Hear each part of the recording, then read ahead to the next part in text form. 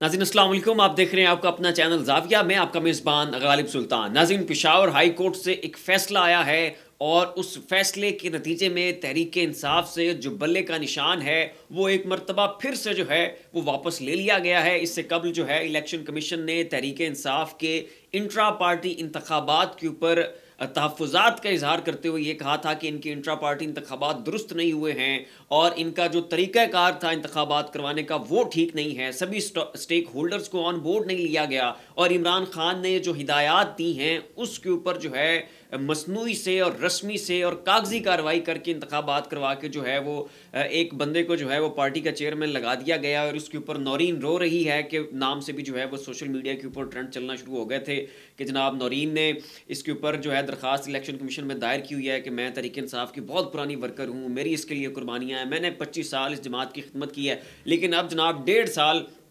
हुए हैं गौहर अली खान को तहरीक इंसाफ में शमूलियत इख्तियार किए हुए, तो अब जनाब जो है उनको तहरीक इंसाफ का चेयरमैन लगा दिया है। और इसके अलावा और बहुत सारे तहफ़्फ़ुज़ात थे जिनका इज़हार जो है इलेक्शन कमीशन ने किया था और उन सब बातों को जो है वो वजह बनाकर तहरीक इंसाफ से बल्ले का निशान छीन लिया गया था, जिसको तहरीक इंसाफ ने पेशावर हाई कोर्ट में जाके चैलेंज किया था और फिर सिंगल बेंच ने वहाँ से तहरीक इंसाफ को जो है वो बल्ले का निशान वापस दे दिया था और उन्होंने कहा था कि इलेक्शन कमीशन के पास इस चीज़ का इख्तियार नहीं है कि वो तहरीक इंसाफ से बल्ले का निशान छीने, वो जनाब तहरीक इंसाफ के इंट्रा पार्टी इंतखाबात के ऊपर जो है वो सवालात उठाएं, क्योंकि ये खुफिया बैलेट पेपर से वोटिंग होती है और ये पार्टी का एक अंदरूनी मामला होता है। तो पाकिस्तान का आइन इस चीज़ की इजाज़त इलेक्शन कमीशन को नहीं देता कि वो जनाब जो हैं किसी भी जमात के इंतखाबी मामलात में दखल अंदाजी करें और ये इख्तियारात से तजावुज़ शुमार होगा अगर इलेक्शन कमीशन इस तरह की कोई हरकत करता है। तो ये सारा जो है वो एक तफसीली फ़ैसला आया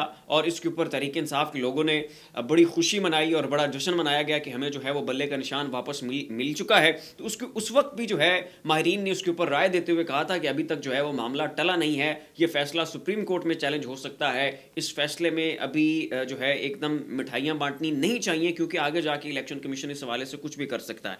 तो वही हुआ नाज़रीन। उसके बाद इलेक्शन कमीशन ने हाई कोर्ट के फैसले को, पेशावर हाई कोर्ट के फैसले को उसी पेशावर हाई कोर्ट में दोबारा चैलेंज कर दिया और कहा कि आप जनाब हमारे ये जो आपने फैसला दिया है उसके ऊपर नजरसानी करें और लार्जर बेंच बनाएं।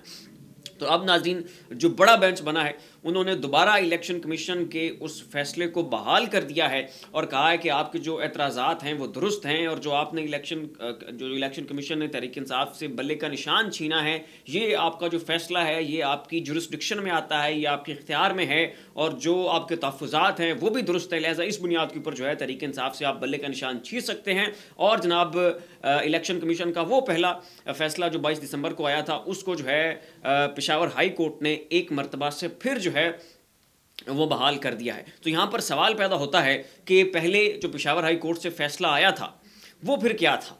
अगर तो वो फैसला गलत था, अगर वो फैसला उस बेबुनियाद था और जो है वो एक सियासी जमात को पॉइंट स्कोरिंग के लिए और उसको फ़ायदा देने के लिए वो फैसला सुनाया गया था, तो फिर उस जज को पकड़े, उसको जो है अपने इख्तियारात से तजावुज़ करने की सज़ा दें, उसको जो है निशान इबरत बनाए कि आपने ये गलत फ़ैसला क्यों दिया था। लेकिन अगर वो फ़ैसला ठीक है तो फिर ये फ़ैसला क्या है?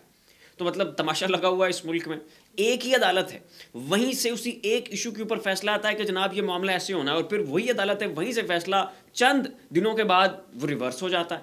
ऐसा दरमियान में क्या हो गया है? ऐसा दरमियान में किसने अप्रोच किया है? ऐसा दरमियान में कौन सा कोई ऐसा शख्स को गिदड़ सिंगी कोई ऐसा मामला हुआ है कि जिसने कहा कि नहीं जनाब ये फैसला गलत हो गया है, पिछला फैसला गलत था तो अब जनाब ये फैसला ठीक है, तो उसको आप फैसले को वापस लें, इसको आप। तो तमाशा लगा हुआ है मुल्क की अदालतों में। एक अदालत से एक फैसला आता है, उसी अपने अदालती उस फैसले को जनाब वही अदालत फिर रिवर्स कर देती है।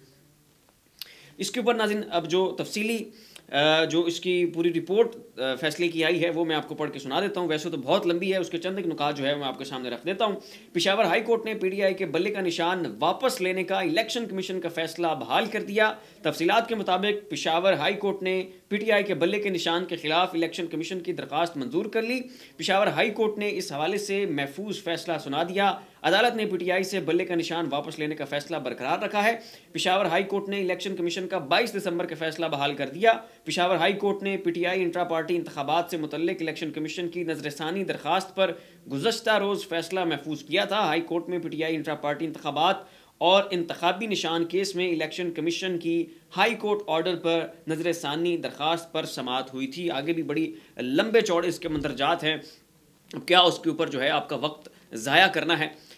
जो फैक्ट है, जो हकायक हैं और जो पाकिस्तान की सियासत के जो नेक्स्ट ऑप्टिक्स है, जो मंजरनामा है, आगे क्या कुछ होने जा रहा है, क्या कुछ प्लान्ड है, वो सब कुछ आपको पता है। और ये जो भी डेवलपमेंट्स हो रही हैं इस हवाले से मैं पहले भी कह चुका हूं कि ये उस प्लान की सिलसिलावार एक कड़ी है जो आपको होती हुई दिखाई देगी और जो कि आपको इस वक्त दिखाई दे रही है आपके अदालती फैसलों से। आज जो हमारे chief justice of Pakistan Faez Isa साहब हैं, उन्होंने जो गुमशुदगियों के हवाले से और लेवल प्लेइंग फील्ड के हवाले से जो आज सुप्रीम कोर्ट में बैठ के रिमार्क्स दिए, वो भी मतलब बड़े हैरान कुन थे। वो कह रहे थे कि जनाब इमरान रियाज खान के लिए क्या अब हम रेड कारपेट बिछाएं, क्या अब उनका इस तरह से तम तराक से जो है उनका इस्तकबाल करें, तो वो खुद क्यों नहीं आते और आप उनके बिहाफ पे क्यों आके जो है वो दरखास्तें दे रहे हैं। वो बड़े असर व रसूख वाले लोग हैं, तो उन्हें खुद आके अपने जो है फैसले और अपने मामलात को जो है वो अदालतों में चलाना चाहिए। तो मैं यहाँ पे जो चीफ जस्टिस ऑफ पाकिस्तान है उनको खुद इन मामलात का सो मोटो नोटिस लेना चाहिए था,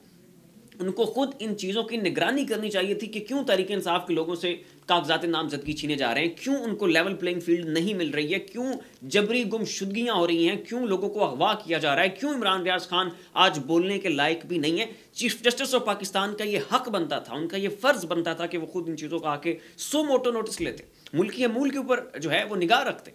लेकिन अब वो जनाब आके कह रहे हैं कि मैं मीडिया ही नहीं देखता हूँ, मुझे तो पता ही नहीं है मुल्क में चल क्या रहा है, मुझे नहीं पता ये इमरान रियाज खान क्या बला है, इसको दही से खाना है या आटे के साथ खाना है। तो मतलब जब नवाज शरीफ साहब के खिलाफ कुछ अदालती फैसले आ रहे थे और इमरान खान साहब की हुकूमत थी और आपके खिलाफ भी एक सदारती रेफरेंस दायर था, उस वक्त आप अखबार भी पढ़ते थे, आप सोशल मीडिया भी देखते थे, आप मेन स्ट्रीम मीडिया भी देखते थे, आप अखबार के तराशों को भी पढ़ते थे, आपको ये भी पता होता था कि तहरीक इंसाफ के फ़लाँ बंदे की फ़लाँ जगह पर गलत तरीके से कार पार्क हुई है। अब आप मीडिया नहीं देखते और गुमशुदा हो चुके लोगों के हवाले से, लेवल प्लेइंग फील्ड ना मिलने के हवाले से आपके इतने सख्त रिमार्क्स हैं, आप मोक कर रहे हैं वहाँ पे बाकायदा तहरीक इंसाफ को और उनके वकला को। चीफ जस्टिस ऑफ पाकिस्तान साहब से एक गुजारिश है कि जनाब सिर्फ इलेक्शंस की डेट दे देना और इस चीज़ के ऊपर पहरा देना कि फ़लाँ तारीख को इंतखाबात होने हैं, ये अहम नहीं है, बल्कि उससे भी सबसे अहम चीज़ जो है वो ये है कि आपने इस चीज़ को यकीनी बनाना है कि इंतखाबात में धांधला ना हो। लेकिन आप सिर्फ इसी बात के ऊपर मसला है कि इंतखाबात करवाने। अब वो कैसे हो रहे हैं, उसके अंदर कितना एक धांधला प्लान हो चुका है, कैसे प्री पोल रिगिंग हो रही है और कितनी ड्यूरिंग पोल होगी और कितनी आफ्टर पोल होगी। तो नाज़रीन, ये थी कुछ अपडेट्स जो मैंने आपके सामने रखी। फिलहाल के लिए इतना ही। ऐसी मजीद न्यूज़ अपडेट्स देखने के लिए देखते रहिए हमारा यूट्यूब चैनल और फेसबुक पेज। अपना और अपने अज़ीज़ व अक़ारिब का ख्याल रखिएगा। अल्लाह हाफ़िज़।